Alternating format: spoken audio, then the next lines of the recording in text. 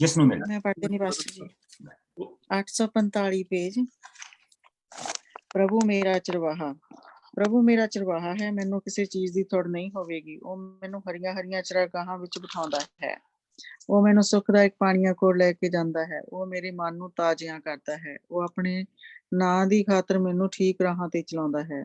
ਬੇਸ਼ੱਕ ਮੈਂ ਮੌਤ ਦੀ ਵਾਦੀ ਵਿੱਚੋਂ ਵੀ ਕਿਉਂ ਨਾ ਲੰਘਾਂ, ਮੈਂ ਨਹੀਂ ਡਰਾਂਗਾ। ਤੂੰ ਮੇਰੇ ਨਾਲ ਹੈ। ਤੇਰੀ ਸੋਟੀ ਤੇਰੀ ਲਾਠੀ ਮੈਨੂੰ ਸਹਾਰਾ ਦਿੰਦੀਆਂ ਹਨ।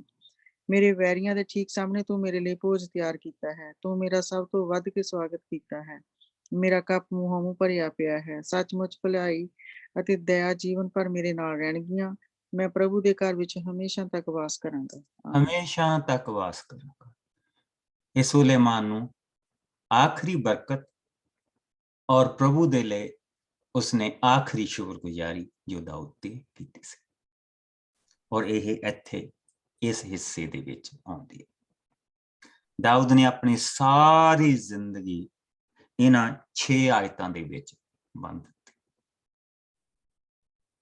ਕਿ ਮੈਂ ਪ੍ਰਭੂ ਨੂੰ ਆਪਣਾ ਚਰਵਾਹਾ ਮੰਨਿਆ ਸੀ, ਔਰ ਉਸ ਤੋਂ ਬਾਅਦ ਮੈਨੂੰ ਕਿਸੇ ਚੀਜ਼ ਦੀ ਥੋੜ ਨਹੀਂ ਆਈ। ਉਸਨੇ ਮੇਰੀਆਂ ਸਰੀਰ ਦੀਆਂ ਜ਼ਰੂਰਤਾਂ ਪੂਰੀਆਂ ਕੀਤੀਆਂ। ਉਹ ਮੈਨੂੰ ਹਰੀਆਂ ਹਰੀਆਂ ਚਰਾਗਾਹਾਂ ਦੇ ਵਿੱਚ ਬਿਠਾਉਂਦਾ ਹੈ। ਉਹ ਮੈਨੂੰ ਸੁਖਦਾਇਕ ਪਾਣੀਆਂ ਦੇ ਕੋਲ ਲੈ ਕੇ ਜਾਂਦਾ ਹੈ। ਉਹ ਮੇਰੇ ਮਨ ਨੂੰ ਮੇਰੇ ਤਨ ਦੀ, ਮੇਰੇ ਮਨ ਦੀ ਉਸਨੇ ਹਰ ਜ਼ਰੂਰਤ ਪੂਰੀ ਕੀਤੀ। ਤਨ ਦੀਆਂ ਜੋ ਜ਼ਰੂਰਤਾਂ ਸੀ, ਖਾਣਾ ਪਾਣੀ ਸਭ ਕੁਝ ਉਹ ਮੇਰੇ ਮਨ ਨੂੰ ਤਾਜ਼ਿਆਂ ਕਰਦਾ ਹੈ। ਆਪਣੇ ਨਾਂ ਦੀ ਖਾਤਰ ਮੈਨੂੰ ਠੀਕ ਰਾਹਾਂ ਤੇ ਚਲਾਉਂਦਾ ਹੈ। ਔਰ ਫਿਰ ਜਿਹੜੇ ਜ਼ਿੰਦਗੀ ਦੇ ਉਹ ਸਾਰੇ ਮੋੜ ਆਉਂਦੇ ਇਨਸਾਨ ਦੀ ਜ਼ਿੰਦਗੀ ਦੇ ਵਿੱਚ, ਉਹ ਹਨੇਰੇ ਸਮੇਂ ਆਉਂਦੇ ਜੋ ਅਸੀਂ ਦਾਊਦ ਦੀ ਜ਼ਿੰਦਗੀ ਦੇ ਵਿੱਚ ਬਹੁਤ ਪੜ੍ਹੇ ਆ। ਪਹਿਲਾ ਹਨੇਰਾ ਦਿਨ ਤਾਂ ਉਦਣ ਹੀ ਆ ਗਿਆ ਸੀ ਜਿਸ ਦਿਨ ਉਸਦੇ ਬਾਪ ਨੇ ਉਸਨੂੰ ਬੁਲਾਇਆ ਹੀ ਨਹੀਂ ਸੀਗਾ। ਉਸਨੂੰ ਬੁਲਾਇਆ ਹੀ ਨਹੀਂ ਸੀਗਾ। ਪਹਿਲਾ ਦਿਨ ਤਾਂ ਉਹ ਹੀ ਸੀ। ਔਰ ਉਸ ਤੋਂ ਬਾਅਦ ਉਹ ਦਿਨ ਜਿਸ ਦਿਨ ਉਹ ਗੋਲਾਇਥ ਦੇ ਮੂਹਰੇ ਖੜਾ ਸੀ, ਉਸਨੂੰ ਪਤਾ ਸੀ ਕਿ ਹੀ ਇਜ਼ ਡੈਡ, ਇਹ ਮਰ ਚੁੱਕਾ ਹੈ, ਇਹ ਜੀਂਦੀ ਲੋਥ ਖੜੀ ਹੈ। ਔਰ ਫਿਰ ਉਸ ਤੋਂ ਬਾਅਦ ਜਿਸ ਵੇਲੇ ਉਸਨੂੰ ਸਾਊਲ ਤੋਂ ਦੌੜਨਾ ਪਿਆ ਔਰ ਲੁਕਦਾ ਫਿਰ ਰਿਹਾ, ਜਿੱਦਾਂ ਕੱਲ ਅਸੀਂ ਦੇਖਿਆ ਸੀ ਕਿ ਇੱਕ ਫਿਲਿਸਤੀਆਂ ਦੇ ਵਿੱਚ ਗਿਆ ਆ, ਉਹਨਾਂ ਦਾ ਯੋਧਾ ਮਾਰਿਆ ਆ ਉਸਨੇ, ਰਾਈਟ। ਔਰ ਇਧਰ ਸਾਊਲ ਉਹਦੇ ਪਿੱਛੇ ਪਿਆ ਆ, ਉਧਰ ਦੁਸ਼ਮਣ ਦੇ ਘਰ ਜਾ ਕੇ ਬੈਠਾ ਹੈ। ਔਰ ਉਹ ਭਾਰੇ ਸਮੇਂ ਦੇ ਵਿੱਚ ਦੀ ਉਹ ਗੁਜ਼ਰਦਾ ਪਿਆ। ਔਰ ਇਸ ਕਰਕੇ ਉਹ ਕਹਿੰਦਾ ਪਿਆ, ਔਰ ਜਿਸ ਲਈ ਉਹ ਅਬੀਮਲਕ ਦੇ ਕੋਲ ਆ, ਅਬੀ ਉਸਦਾ ਨਾਂ ਆ, ਮਲਕ ਹੁੰਦਾ ਰਾਜਾ। ਮਲਕ ਜਿਹੜਾ ਉਹ ਰਾਜਾ ਨੂੰ ਕਹਿੰਦੇ ਆ। ਇਹ ਜਿਹੜਾ ਇਬਰਾਨੀ ਦਾ ਅੱਖਰ ਮਲਕ ਆ ਨਾ, ਮਲਕ ਦਾ ਮਤਲਬ ਹੈ ਰਾਜਾ। ਅਬੀ ਨਾਂ ਉਹਦਾ ਅਬੀ। ਉਸਨੂੰ ਉਸਦੇ ਲੋਕ ਦੱਸਦੇ ਪਏ ਕਿ ਤੈਨੂੰ ਪਤਾ ਗੋਲਾਇਥ ਨੂੰ ਕਿਹਨੇ ਮਾਰਿਆ ਸੀ? ਇਹਨੇ ਮਾਰਿਆ ਸੀ।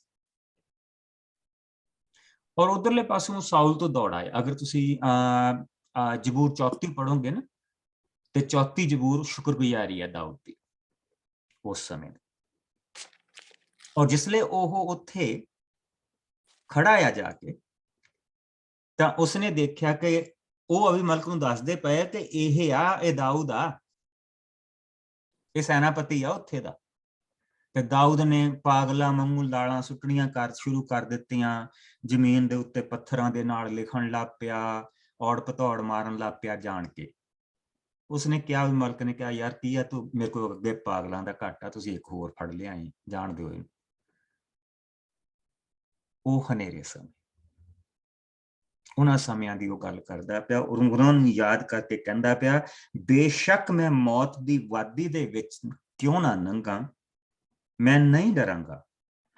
ਤੂੰ ਮੇਰੇ ਨਾਲ ਹੈ, ਤੇਰੀ ਸੋਟੀ ਤੇਰੀ ਲਾਠੀ ਮੈਨੂੰ ਸਹਾਰਾ ਦਿੰਦੀਆਂ ਹਨ। ਔਰ ਫਿਰ ਉਸਨੇ ਯਾਦ ਕੀਤਾ ਉਸ ਦਿਨ ਨੂੰ ਜਿਸ ਦਿਨ ਉਸਨੂੰ ਰਾਜਾ ਹੋਣ ਦੇ ਲਈ ਚੁਣਿਆ ਗਿਆ। ਉਸਦੇ 7 ਭਰਾ ਉੱਥੇ ਉਹਦੇ ਸਾਹਮਣੇ ਆ। ਉਹ ਸਾਰੇ ਸੈਮੂਅਲ ਨੇ ਇੱਕ ਇੱਕ ਕਰਕੇ ਉਹਨਾਂ ਨੂੰ ਕਹਿ ਦਿੱਤਾ ਕਿ ਨਹੀਂ, ਇਹ ਵੀ ਨਹੀਂ, ਆ ਵੀ ਨਹੀਂ, ਆ ਵੀ ਨਹੀਂ, ਤੇ ਆ ਵੀ ਨਹੀਂ। ਇਹਨਾਂ 'ਚ ਕੋਈ ਵੀ ਨਹੀਂ। ਔਰ ਉਹਨਾਂ ਸੱਤਾਂ ਦੀ ਜਿਹੜੀ ਉਹ ਆਸ਼ਾ ਆ ਕਿ ਸ਼ਾਇਦ ਮੈਂ ਆ ਤੇ ਸ਼ਾਇਦ ਮੇਰੀ ਲਾਟਰੀ ਨਿਕਲੇ ਤੇ ਸ਼ਾਇਦ ਮੇਰੀ ਲਾਟਰੀ ਨਿਕਲੇ, ਉਹ ਪੂਰੀ ਨਹੀਂ ਹੋਈ। ਔਰ ਜਿਸ ਲਈ ਉਸਨੇ ਦਾਊਦ ਨੂੰ ਬੁਲਾਇਆ ਤਾਂ ਉੱਥੇ ਉਹ ਕਹਿ ਰਿਹਾ, ਕਹਿੰਦਾ ਮੇਰੇ ਵੈਰੀਆਂ ਦੇ ਠੀਕ ਸਾਹਮਣੇ ਤੂੰ ਮੇਰੇ ਲਈ ਭੋਜ ਤਿਆਰ ਕੀਤਾ ਹੈ, ਤੂੰ ਮੇਰਾ ਸਭ ਤੋਂ ਵੱਧ ਕੇ ਸਵਾਗਤ ਕੀਤਾ ਹੈ, ਮੇਰਾ ਕੱਪ ਮੂੰਹੋਂ ਮੂੰਹ। ਸੋ ਆਪਣੇ ਪੁੱਤਰ ਸੋਲੋਮਨ ਨੂੰ ਇਹ ਦੱਸ ਰਿਹਾ ਕਿ ਅਗਰ ਪ੍ਰਭੂ ਮੇਰੇ ਨਾਲ ਨਾ ਹੁੰਦਾ ਤੇ ਤੂੰ ਅੱਜ ਰਾਜਾ ਨਹੀਂ ਸੀ ਬਣਨਾ, ਤੇਰੇ ਹੱਥ ਦੇ ਵਿੱਚ ਸੋਟੀ ਹੋਣੀ ਸੀ ਤੇ ਤੂੰ ਭੇਡਾਂ ਹੱਕਦਾ ਫਿਰਨਾ ਸੀ।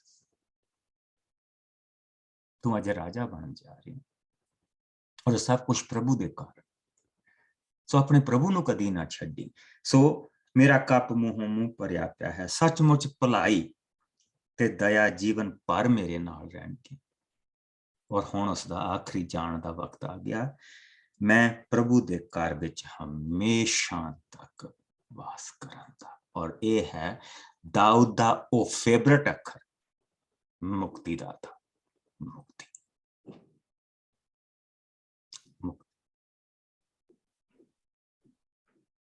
ਗੁੱਡ। ਸੋ ਆਓ ਹੁਣ ਅਸੀਂ ਦੇਖੀਏ, 1 ਸਾਲ ਪੂਰਾ ਸੋਲੋਮਨ ਨੂੰ ਮਿਲਿਆ ਤਿਆਰੀ ਦਾ।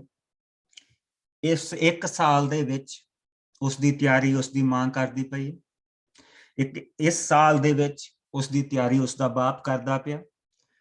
ਇਸ 1 ਸਾਲ ਦੇ ਵਿੱਚ ਉਸਦੀ ਤਿਆਰੀ ਨਥਾਨ ਨਬੀ ਕਰਦਾ ਪਿਆ। ਸੋ ਉਸਦੀ ਤਿਆਰੀ ਹਰ ਪਾਸਿਓਂ ਹੋ ਰਹੀ। ਔਰ ਅਸੀਂ ਫਿਰ ਉਸ ਤੋਂ ਬਾਅਦ ਅਸੀਂ ਇਹ ਦੇਖਣਾ ਗਾਂ ਜਾ ਕੇ ਕਿ ਇੱਕ ਚੌਥਾ ਹੱਥ ਵੀ ਉਸਦੇ ਨਾਲ ਰਲ ਜਾਣਾ, ਔਰ ਉਹ ਹੈ ਪ੍ਰਭੂ ਦਾ ਆਪਣਾ ਹੱਥ। ਉਸਨੇ ਉਸਦੀ ਤਿਆਰੀ ਕਰਨੀ। ਸੋ ਹੀ ਇਜ਼ ਰੈਡੀ। 1 ਸਾਲ ਦੀ ਉਸ 1 ਸਾਲ ਜਿਹੜਾ ਉਸਨੂੰ ਐਕਸਟਰਾ ਮਿਲਿਆ, ਦਾਊਦ ਰਾਜ ਕਰਦਾ ਪਿਆ। ਦਾਊਦ ਹਾਲੇ ਵੀ ਰਾਜਾ ਸੀਗਾ, ਬੇਸ਼ੱਕ ਉਸਨੇ ਕਹਿਤਾ ਸੀਗਾ ਕਿ ਅੱਜ ਤੋਂ ਬਾਅਦ ਤੂੰ ਮੇਰਾ ਰਾਜਾ, ਲੇਕਿਨ ਕੰਮ ਸਾਰੇ ਦਾਊਦ ਕਰਦਾ ਪਿਆ ਸੀ। ਉਹ ਸਿਰਫ ਵਾਚ ਕਰਦਾ ਪਿਆ ਸੀ, ਦੇਖਦਾ ਪਿਆ ਸੀ ਕਿ ਕਿੱਦਾਂ ਕੰਮ ਕਰਦਾ ਪਿਆ, ਕਿੱਦਾਂ ਸਾਰਾ ਕੁਝ ਚਲਾ ਰਿਹਾ, ਕਿੱਦਾਂ ਸਾਰੇ ਰਾਜ ਨੂੰ ਸੰਭਾਲਦਾ ਪਿਆ। ਹੁਣ ਅਸੀਂ ਆ ਗਏ ਪਹਿਲਾ ਰਾਜਾ, ਉਸਦਾ ਦੂਸਰਾ ਭਾਗ। ਅਸੀਂ ਹੁਣ ਪੜਾਂਗੇ, ਸਭ ਤੋਂ ਪਹਿਲਾਂ ਪੜਾਂਗੇ 1 ਤੋਂ ਲੈ ਕੇ 9 ਆਇਤ ਤੱਕ, ਜਿਸ ਨੂੰ ਪੜ੍ਹਦੇ ਹਾਂ ਬਸ ਜੀ। ਦਾਊਦ ਦਾ ਸੁਲੇਮਾਨ ਨੂੰ ਅੰਤਮ ਹਦਾਇਤਾਂ ਦੇਣਾ। ਜਦੋਂ ਦਾਊਦ ਦੀ ਅੰਤਮ ਘੜੀ ਲਾਗੇ ਆਈ ਤਾਂ ਉਸਨੇ ਆਪਣੇ ਪੁੱਤਰ ਸੁਲੇਮਾਨ ਨੂੰ ਆਪਣੇ ਕੋਲ ਸੱਦ ਕੇ ਉਸ ਨੂੰ ਕਿਹਾ, ਮੈਂ ਉਸ ਮੌਤ ਦੇ ਰਾਹੇ ਜਾ ਰਿਹਾ ਹਾਂ ਜਿਸ ਉੱਤੇ ਹਰ ਧਰਤੀ ਵਾਸੀ ਨੂੰ ਜਾਣਾ ਹੈ। ਇਸ ਲਈ ਤੂੰ ਤਕੜਾ ਹੋ ਕੇ ਮਰਦ ਬਣ। ਤੂੰ ਪ੍ਰਭੂ ਆਪਣੇ ਪਰਮੇਸ਼ਰ ਦੀਆਂ ਸਭ ਵਿਧੀਆਂ, ਆਗਿਆਵਾਂ ਤੇ ਨਿਯਮਾਂ ਦੀ ਠੀਕ ਉਸੇ ਤਰ੍ਹਾਂ ਪਾਲਣਾ ਕਰਨਾ ਜਿਸ ਤਰ੍ਹਾਂ ਇਹਨਾਂ ਸਭ ਦਾ ਮੂਸਾ ਦੀ ਵਿਵਸਥਾ ਵਿੱਚ ਬਿਆਨ ਮਿਲਦਾ ਹੈ। ਇਹ ਕਰਨ ਤੇ ਤੂੰ ਆਪਣੇ ਹਰ ਕੰਮ ਵਿੱਚ ਹਰ ਥਾਂ ਸਫਲ ਹੋਵੇਂਗਾ ਅਤੇ ਪ੍ਰਭੂ ਵੀ ਆਪਣੇ ਉਸ ਪ੍ਰਤਿਗਿਆ ਨੂੰ ਪੂਰਾ ਕਰੇਗਾ ਜਿਸ ਬਾਰੇ ਉਸਨੇ ਮੈਨੂੰ ਕਿਹਾ ਸੀ। ਜੇਕਰ ਤੇਰੀ ਸੰਤਾਨ ਤਨੋਂ ਮਨੋਂ ਪੂਰੇ ਵਿਸ਼ਵਾਸ ਨਾਲ ਮੇਰੀਆਂ ਆਗਿਆਵਾਂ ਨੂੰ ਮੰਨਦੀ ਹੋਈ ਆਪਣੇ ਰਾਹੇ ਚੱਲੇਗੀ ਤਾਂ ਤੇਰੀ ਰਾਜਗੱਦੀ ਉੱਤੇ ਹਮੇਸ਼ਾ ਉਹ ਰਾਜ ਕਰੇਗੀ। ਤੂੰ ਸਰੂਆ ਦੇ ਪੁੱਤਰ ਜਵਾਬ ਬਾਰੇ ਵੀ ਚੰਗੀ ਤਰ੍ਹਾਂ ਨਾਲ ਜਾਣਦਾ ਹੈ ਕਿ ਉਸਨੇ ਕਿਸ ਤਰ੍ਹਾਂ ਇਜ਼ਰਾਈਲ ਦੇ ਦੋਹਾਂ ਸੈਨਾਪਤੀਆਂ ਨੇਰ ਦੇ ਪੁੱਤਰ ਅਬਨੇਰ ਤੇ ਯਥਰ ਦੇ ਪੁੱਤਰ ਅਮਾਸਾ ਦਾ ਕਤਲ ਕੀਤਾ। ਉਹ ਨਿਰਦੋਸ਼ੇ ਸਨ ਕਿਉਂਕਿ ਉਹਨਾਂ ਤੋਂ ਜਿਨ੍ਹਾਂ ਕਤਲਾਂ ਦਾ ਜਵਾਬ ਨੇ ਬਦਲਾ ਲਿਆ ਉਹ ਯੁੱਧ ਸਮੇਂ ਹੋਏ ਸਨ। ਸੋ ਉਸਨੇ ਨਿਰਦੋਸ਼ਿਆਂ ਨੂੰ ਮਾਰਿਆ ਜਿਨ੍ਹਾਂ ਦੇ ਖੂਨ ਦੀ ਜ਼ਿੰਮੇਵਾਰੀ ਮੇਰੇ ਸਿਰ ਹੈ ਤੇ ਅੱਜ ਮੈਂ ਇਸ ਦਾ ਨਤੀਜਾ ਵੀ ਭੁਗਤ ਰਿਹਾ ਹਾਂ। ਸੋ ਉਸ ਨਾਲ ਤੂੰ ਆਪਣੀ ਸਮਝ ਨਾਲ ਅਨੁਸਾਰ ਵਰਤਾਓ ਕਰਨਾ ਅਤੇ ਉਸ ਨੂੰ ਆਪਣੀ ਮੌਤ ਸਲਾਮਤੀ ਨਾਲ ਨਾ ਮਰਨ ਦੇਣਾ। ਪਰ ਤੂੰ ਗਲਿਆਦ ਨਿਵਾਸੀ ਬਰਜਲਈ ਦੇ ਪੁੱਤਰਾਂ ਨਾਲ ਭਲਾ ਵਰਤਾਓ ਕਰੀ ਤੇ ਉਹਨਾਂ ਨੂੰ ਆਪਣੇ ਸ਼ਾਹੀ ਲੰਗਰ ਵਿੱਚ ਖਾਣ ਦੇਵੀਂ, ਕਿਉਂਕਿ ਉਹ ਮੇਰੀ ਮਦਦ ਲਈ ਉਸ ਸਮੇਂ ਆਏ ਸਨ ਜਦੋਂ ਮੈਂ ਤੇਰੇ ਭਰਾ ਅਬਸ਼ਲੋਮ ਦੇ ਅੱਗੇ ਨੱਠਿਆ ਸਾਂ। ਤੂੰ ਬਹਰੀਮ ਨਿਵਾਸੀ ਬਿਨਯਾਮੀਨੀ ਗੇਰਾ ਦੇ ਪੁੱਤਰ ਸ਼ਮਈ ਦਾ ਵੀ ਧਿਆਨ ਰੱਖੀ। ਜਦੋਂ ਮੈਂ ਮਹਨਿਯਮ ਵੱਲ ਜਾ ਰਿਹਾ ਸਾਂ ਤਾਂ ਉਸਨੇ ਮੈਨੂੰ ਸ਼ਰਾਪ ਦਿੱਤਾ ਸੀ, ਪਰ ਜਦੋਂ ਵਾਪਸੀ ਸਮੇਂ ਉਹ ਜਰਦਨ ਦਰਿਆ ਕੋਲ ਮੈਨੂੰ ਮਿਲਣ ਆਇਆ ਤਾਂ ਮੈਂ ਉਸਨੂੰ ਪ੍ਰਭੂ ਦੇ ਨਾਂ ਉੱਤੇ ਬਚਨ ਦਿੱਤਾ ਸੀ, ਤੂੰ ਤਲਵਾਰ ਨਾਲ ਨਹੀਂ ਮਾਰਿਆ ਜਾਵੇਂਗਾ। ਪਰ ਤੂੰ ਉਸ ਨੂੰ ਵੀ ਜ਼ਰੂਰ ਸਜ਼ਾ ਦੇਵੀਂ, ਤੂੰ ਜਾਣਦਾ ਹੈ ਕਿ ਤੂੰ ਉਸ ਨਾਲ ਕੀ ਕਰੇਗਾ, ਸੋ ਇਸ ਮੌਤ ਦੀ ਸਜ਼ਾ ਜ਼ਰੂਰ ਦੇਵੀਂ। ਆਮੀਨ। ਸੋ ਇਸ ਨੂੰ ਵੀ ਤੂੰ ਮੌਤ ਦੀ ਸਜ਼ਾ ਜ਼ਰੂਰ ਦੇਂ। ਜਿੰਨੀ ਦੇਰ ਤੱਕ ਦਾਊਦ ਜਿਉਂਦਾ ਰਿਹਾ, ਦਾਊਦ ਨੇ ਉਸ ਨੂੰ ਕੁਛ ਨਹੀਂ ਕਿਹਾ। ਲੇਕਿਨ ਹੁਣ ਦਾਊਦ ਨੂੰ ਚੇਤਾ, ਉਹ ਜਿਹੜਾ ਦਾਊਦ ਦੇ ਉੱਤੇ ਬੱਟੇ ਸੁੱਟਦਾ ਸੀਗਾ, ਘੱਟਾ ਉਡਾਉਂਦਾ ਸੀ, ਜਿਸਲੇ ਦਾਊਦ ਜਾ ਰਿਹਾ ਸੀ ਔਰ ਕਹਿ ਰਿਹਾ ਸੀ ਤੂੰ ਸਾਡੇ ਰਾਜੇ ਦਾ ਰਾਜ ਹੜੱਪ ਲਿਆ, ਇਸ ਕਰਕੇ ਤੇਰਾ ਮੁੰਡਾ ਜਿੱਦਾਂ ਤੂੰ ਉਹਦਾ ਹੜੱਪਿਆ, ਏਦਾਂ ਤੇਰਾ ਮੁੰਡਾ ਕਰਦਾ ਪਿਆ, ਤੈਨੂੰ ਸਜ਼ਾ ਮਿਲਦੀ ਪਈ ਹੈ, ਏਦਾਂ ਦੀਆਂ ਗੱਲਾਂ ਕਰਦਾ ਸੀ।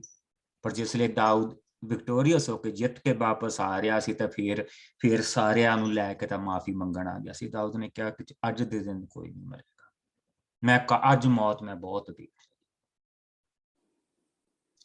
ਸੋ ਜਿਨ੍ਹਾਂ ਨੇ ਦਾਊਦ ਦਾ ਸਾਥ ਦਿੱਤਾ, ਉਹਨਾਂ ਨੂੰ ਦਾਊਦ ਨੇ ਬਹੁਤ ਬਰਕਤ ਦਿੱਤੀ। ਜਿਨ੍ਹਾਂ ਨੇ ਦਾਊਦ ਦੇ ਉੱਤੇ ਹੱਥ ਚੁੱਕਿਆ, ਦਾਊਦ ਨੇ ਉਹਨਾਂ ਨੂੰ ਮਾਰਿਆ, ਉਹਨਾਂ ਤੇ ਉਸਨੇ ਦਇਆ ਕੀਤੀ, ਉਹਨਾਂ ਤੇ ਵੀ ਉਸਨੇ ਦਇਆ ਕੀਤੀ। ਪਰ ਹੁਣ ਆਪਣੇ ਪੁੱਤਰ ਨੂੰ ਕਹਿ ਰਿਹਾ ਕਿ ਇਹ ਖਤਰਨਾਕ ਬੰਦੇ ਆ, ਇਹ ਖਤਰਨਾਕ ਬੰਦੇ ਆ, ਇਹ ਕਿਸੇ ਵੇਲੇ ਵੀ ਕੁਛ ਨਾ ਕੁਛ ਤੇਰੇ ਖਿਲਾਫ ਚੁੱਕ ਸਕਦੇ, ਸੋ ਤੂੰ ਇਹਨਾਂ ਦੀ ਸਫਾਈ ਜ਼ਰੂਰ ਕਰੇ। ਸੋ ਹੁਣ ਅਸੀਂ ਆ ਗਏ ਜਿਸਲੇ ਦਾਊਦ ਦੀ ਮੌਤ ਹੋਈ। 985 ਸਾਲ ਪ੍ਰਭੂ ਯਿਸੂ ਮਸੀਹ ਦੇ ਆਉਣ ਤੋਂ ਪਹਿਲਾਂ 70 ਸਾਲ ਇਸ ਵੇਲੇ ਦਾਊਦ ਦੀ ਉਮਰ। 30 ਸਾਲ ਦੀ ਉਮਰ ਦੇ ਵਿੱਚ ਉਹ ਰਾਜਾ ਬਣਿਆ ਸੀ।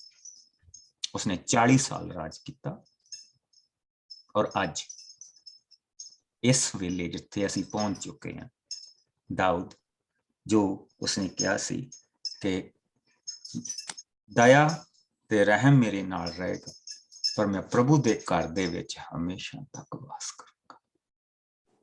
ਜ਼ਬੂਰ 23 ਵਰਸ 6 ਇੱਥੇ ਬਿਲਕੁਲ ਸਹੀ ਬਾਤ, ਉਸਦਾ ਵਿਸ਼ਵਾਸ ਅੱਜ ਉਹ ਆਪਣੇ ਮੁਕਤੀ ਦਾਤਾ ਦੇ ਦਰਸ਼ਨ ਕਰੇਗਾ ਔਰ ਪ੍ਰਭੂ ਦੀ ਹਜ਼ੂਰੀ ਦੇ ਵਿੱਚ ਰਹੇਗਾ। ਸੋ ਆਓ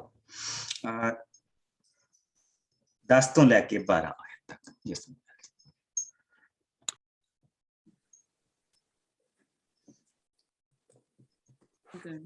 ਮੈਂ ਪੜ੍ਹਦਾ ਹਾਂ ਪਾਸਟਰ ਜੀ। ਕਹਿ ਮੇਰਾ ਵੀਰ। ਦਾਊਦ ਦੀ ਮੌਤ। ਤਦ ਦਾਊਦ ਮਰ ਗਿਆ ਅਤੇ ਉਸ ਨੂੰ ਦਾਊਦ ਦੇ ਸ਼ਹਿਰ ਵਿੱਚ ਦਫਨਾ ਦਿੱਤਾ ਗਿਆ। ਉਸਨੇ ਇਜ਼ਰਾਈਲ ਉੱਤੇ 40 ਸਾਲਾਂ ਤੱਕ ਰਾਜ ਕੀਤਾ, 7 ਸਾਲ ਹਬਰੋਨ ਵਿੱਚ ਰਹਿ ਕੇ ਅਤੇ 33 ਸਾਲ ਯਰੂਸ਼ਲਮ ਵਿੱਚ।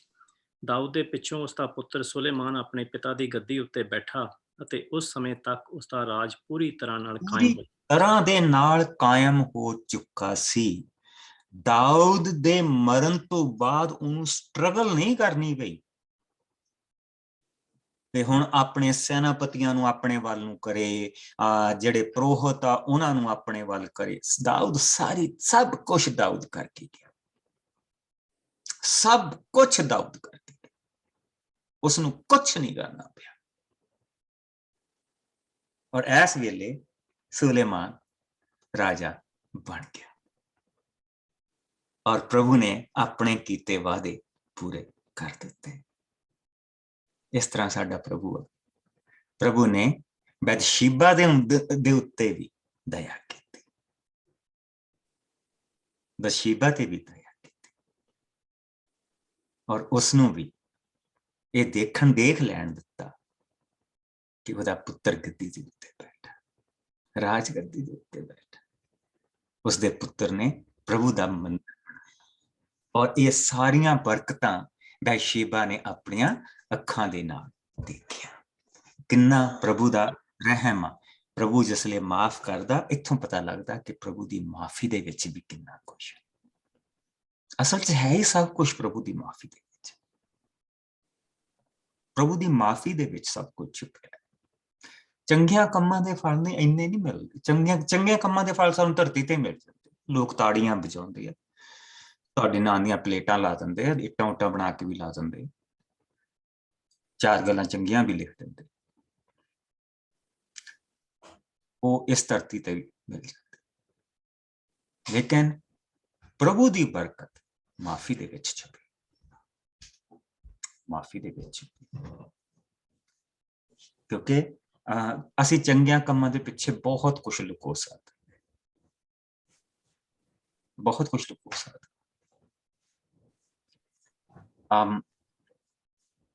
ਅਗਰ ਅਸੀਂ ਦੇਖੀਏ ਤਾਂ ਬਹੁਤ ਸਾਰੇ ਲੋਕ ਜਿਹੜੇ ਭੈੜੇ ਕੰਮ ਕਰਦੇ ਆ, ਛੁਪ ਕੇ ਭੈੜੇ ਕੰਮ ਕਰਦੇ ਆ, ਉਹਨਾਂ ਦਾ ਜਿਹੜਾ ਬਾਹਰਲਾ ਚਿਹਰਾ ਹੁੰਦਾ ਉਹ ਬੜਾ ਨਾਈਸ ਹੁੰਦਾ।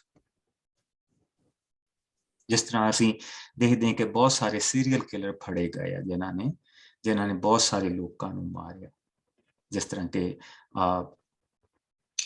ਇੱਥੇ ਸਿਆਟਲ ਦੇ ਵਿੱਚ ਇੱਕ ਬੰਦੇ ਨੇ 70 ਲੜਕੀਆਂ ਨੂੰ ਮਾਰਿਆ ਸੀ। ਉਸ ਨੂੰ ਗ੍ਰੀਨ ਰਿਵਰ ਕਿਲਰ ਕਿਹਾ ਜਾਂਦਾ। ਲੇਕਿਨ ਦੁਨੀਆ ਦੇ ਸਾਹਮਣੇ ਉਹ ਕੈਨਵਰਥ ਟਰੱਕਿੰਗ ਦੇ ਲਈ ਕੰਮ ਕਰਦਾ ਸੀਗਾ ਔਰ ਆਪਣੀ ਕਮਿਊਨਿਟੀ ਦੇ ਵਿੱਚ ਸੇਵਾ ਕਰਦਾ ਸੀਗਾ। ਉਹਦਾ ਇੱਕ ਬਹੁਤ ਵੱਡਾ ਉਸਦਾ ਚਿਹਰਾ ਬਣਿਆ ਸੀ। ਉਹਨਾਂ ਚੀਜ਼ਾਂ ਦੇ ਪਿੱਛੇ ਉਹਦੀ ਬੁਰਾਈ ਛਿਪੀ ਹੋਈ ਸੀ। ਮਾਫੀ ਜਿਹੜੀ ਮਿਲਦੀ ਹੈ ਉਹ ਜਿਹੜੀਆਂ ਪਿਛਲੀਆਂ ਚੀਜ਼ਾਂ ਉਹ ਅਸੀਂ ਮੋਹਰੇ ਲੈ ਕੇ ਉਹ ਪ੍ਰਭੂ ਦੇ ਮੋਹਰੇ ਰੱਖਦੇ। ਸੋ ਉਸ ਮਾਫੀ ਦਾ ਫਿਰ ਸਵਰਗ ਤੋਂ ਇਨਾਮ ਮਿਲਦਾ। ਅਸੀਂ ਗਾਂ ਜਾ ਕੇ ਇਸ ਦੇ ਬਾਰੇ ਹੋਰ ਦੇਖਾਂਗੇ। ਹੁਣ ਅਸੀਂ ਇੱਕ ਜ਼ਬੂਰ ਦੇਖਾਂਗੇ, ਫਿਰ ਅੱਜ ਅਸੀਂ ਇੱਥੇ ਖਤਮ ਕਰਾਂਗੇ ਕਿਉਂਕਿ ਮੈਂ ਤਰਨਜੀਤ ਨੂੰ ਕੰਮ ਤੇ ਰਾਜ ਦੇਣੀ। ਸੋ ਆਓ ਜ਼ਬੂਰ 37 ਜਿਸ ਨੂੰ ਮਿਲ ਜਾਏ ਉਹ ਪੜ੍ਹਦੇ।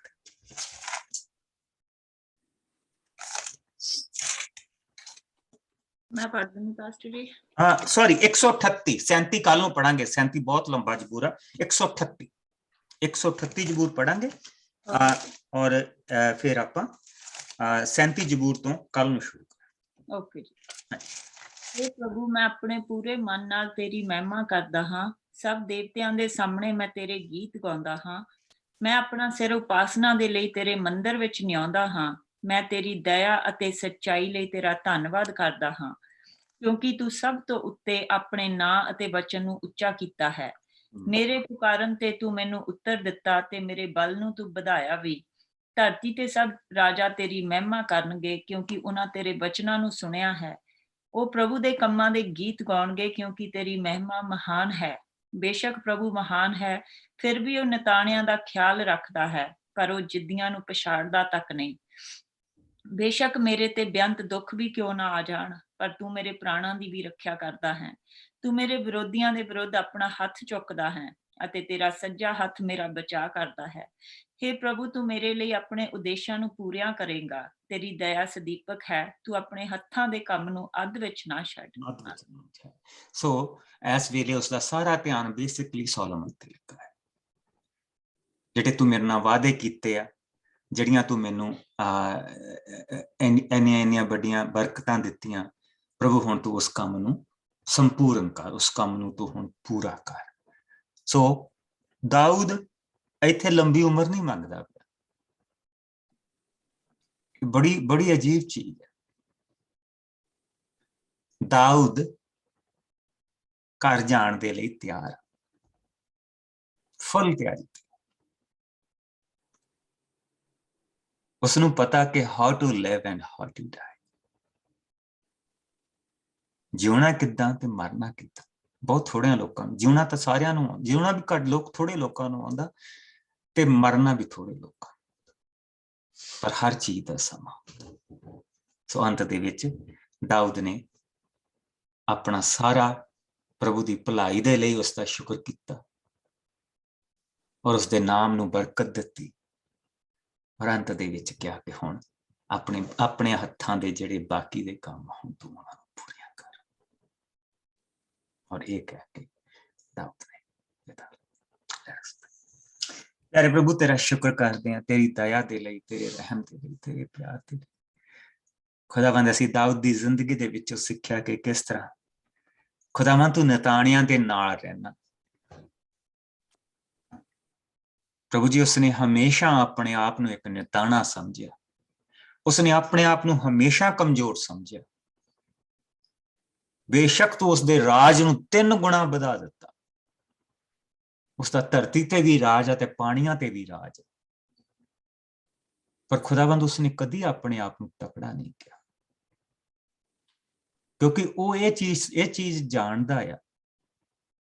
ਤੇਰੇ ਵਚਨ ਦੇ ਵਿੱਚੋਂ ਜੋ ਪ੍ਰਭੂ ਜੀ ਇੱਕ ਖਾਸ ਬੁੱਧ ਜੋ ਤੂੰ ਉਸਨੂੰ ਦੇ ਦਿੱਤੀ ਸੀ, ਜਿਸ ਨੂੰ ਅਸੀਂ 33 ਜ਼ਬੂਰ ਦੇ ਵਿੱਚ ਪੜ੍ਹਦੇ ਹਾਂ ਕਿ ਖੁਦਾਵੰਦ ਉਹ ਜਾਣਦਾ ਕਿ ਰਾਜਾ ਦਾ ਬਲ ਪਰਮੇਸ਼ਵਰ ਆਪ ਹੈ। ਰਾਜਾ ਦਾ ਬਲ, ਰਾਜਾ ਦਾ ਬਚਾਅ ਉਸ ਦੀ ਸੈਨਾ ਦੇ ਦੁਆਰਾ ਨਹੀਂ, ਨਾ ਹੀ ਇੱਕ ਬਲੀ ਮਨੁੱਖ ਦਾ ਛੁਟਕਾਰਾ ਉਸ ਦੇ ਬਲ ਦੇ ਦੁਆਰਾ ਹੈ। ਲੜਾਈ ਦੇ ਘੋੜੇ ਤੇ ਜਿੱਤ ਦੀ ਉਮੀਦ ਰੱਖਣਾ ਬੇਸਮਝੀ ਹੈ, ਕਿਉਂਕਿ ਉਹ ਆਪਣੀ ਵੱਡੀ ਸ਼ਕਤੀ ਦੇ ਨਾਲ ਬਚਾਅ ਨਹੀਂ ਕਰ ਸਕਦਾ। ਪ੍ਰਭੂ ਆਪਣੇ ਡਰ ਰੱਖਣ ਵਾਲਿਆਂ ਤੇ ਨਜ਼ਰ ਰੱਖਦਾ ਹੈ। ਉਸ ਦੀ ਦਇਆ ਉਸ ਦੀ ਉਡੀਕ ਕਰਨ ਵਾਲਿਆਂ ਤੇ ਹੈ। ਉਹਨਾਂ ਦੇ ਪ੍ਰਾਣਾਂ ਦੀ ਮੌਤ ਤੋਂ ਰੱਖਿਆ ਕਰਦਾ ਹੈ। ਅਕਾਲ ਦੇ ਦਿਨਾਂ ਦੇ ਵਿੱਚ ਜਿਉਂਦਾ ਰੱਖਦਾ ਹੈ। ਅਸੀਂ ਪ੍ਰਭੂ ਤੇ ਉਮੀਦ ਰੱਖਦੇ ਹਾਂ। ਉਹ ਸਾਡਾ ਮਦਦਗਾਰ ਤੇ ਢਾਲ ਹੈ। ਸਾਡੇ ਮਨ ਉਸ ਤੋਂ ਪ੍ਰਸੰਨ ਹਨ, ਕਿਉਂਕਿ ਅਸੀਂ ਉਸ ਦੇ ਪਵਿੱਤਰ ਨਾਂ ਤੇ ਭਰੋਸਾ ਰੱਖਿਆ ਹੈ। ਪ੍ਰਭੂ ਤੇਰੀ ਦਇਆ ਸਦਾ ਸਾਡੇ ਤੇ ਹੋਵੇ। ਅਸੀਂ ਤੇਰੇ ਤੋਂ ਇਸੇ ਦੀ ਆਸ਼ਾ ਰੱਖਦੇ ਹਾਂ। ਪਿਆਰੇ ਪ੍ਰਭੂ, ਇਹੋ ਹੀ ਸਾਡੀ ਆਸ਼ਾ, ਇਸ ਨੂੰ ਤੂੰ ਸਾਡੀ ਉਮੀਦ ਬਣਨ ਦੇ। ਬੁਰੇ ਔਰ ਬੁਰਾਈ ਤੋਂ ਸਾਨੂੰ ਬਚਾ ਕੇ ਰੱਖੀ, ਆਪਣੀ ਨਜ਼ਦੀਕੀ ਦੇ ਵਿੱਚ ਬਣਾ ਕੇ ਰੱਖੀ। ਪ੍ਰਭੂ ਯਿਸੂ ਮਸੀਹ ਦੇ ਮਿੱਠੇ ਔਰ ਪਿਆਰੇ ਨਾਮ ਦੇ ਵਿੱਚ ਮੰਗਦੇ। ਪ੍ਰਭੂ ਤੁਹਾਨੂੰ ਸਭ ਨੂੰ ਬਰਕਤ ਦੇ ਔਰ ਤੁਹਾਡੇ ਸਭ ਦੇ ਨਾਲ ਬਣਿਆ ਰਹੇ।